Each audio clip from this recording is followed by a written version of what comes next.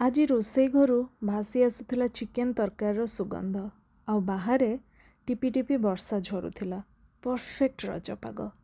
ଆଜିର ଦିନରେ ବିଦେଶରେ ଶରୀରଟା ଥିଲା ସତ, କିନ୍ତୁ ହୃଦୟଟା ଥିଲା ଗାଁର ରଜ ଦୋଳିରେ ଆଉ ବନ୍ଧୁବାନ୍ଧବଙ୍କ ମେଳରେ। ଆଜିର ପହିଲି ରଜରେ ମୋ ଝିଅର କୁନି ହାତରେ ଆଙ୍କି ଦେଇଥିଲି ମେହେନ୍ଦି ଏବଂ ପାଦରେ ଲଗାଇ ଦେଇଥିଲି ଅଳତା। ଦ୍ୱିପହରର ଖାଇବା ଶେଷ କରି ସନ୍ଧ୍ୟାବେଳେ ସାଙ୍ଗର ନିମନ୍ତ୍ରଣ ରକ୍ଷା କରି ଆମେ ଯାଇ ପହଞ୍ଚିଥିଲୁ ସାଙ୍ଗ ଘରେ। ଘରେ ପହଞ୍ଚିବା ମାତ୍ରେ ପିଲାମାନେ ତାଙ୍କ ଖେଳରେ ମାତି ଯାଇଥିଲେ।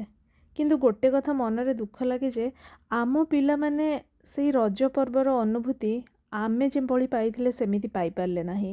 ଦୋଳିର, ପୋଡ଼ପିଠାର, ରଜପାନର କିମ୍ବା ବନ୍ଧୁବାନ୍ଧବଙ୍କ କୋଳାହଳର। ହଉ ସେ ଯାହା ବି ହଉ, ପିଲାମାନେ ତାଙ୍କ ଖେଳରେ ମାତିଗଲେ ଆଉ ଆମେମାନେ ସାଙ୍ଗର ହାତର ପ୍ରସ୍ତୁତ ସୁସ୍ୱାଦ ଖାଇବାର ମଜା ଉଠାଇଥିଲୁ। କିନ୍ତୁ ରଜଟା ପୁରା ଅଧୁରା ରହିଯାଏ ମଟନ୍ ବିନା, ସତ ନା ନୁହେଁ? ତେଣୁ ସାଙ୍ଗ ଆଜି ତା ଘରେ ବନେଇଥିଲା ମଟନ୍ କରି। ମଟନ୍ ଖାଇ ଆମେ ପହିଲି ରଜକୁ ବିଦାୟ ଦେଲୁ। ଦେଖା ହେବ ପୁଣି ନେକ୍ସଟ ଭିଡ଼ିଓରେ। Bye bye.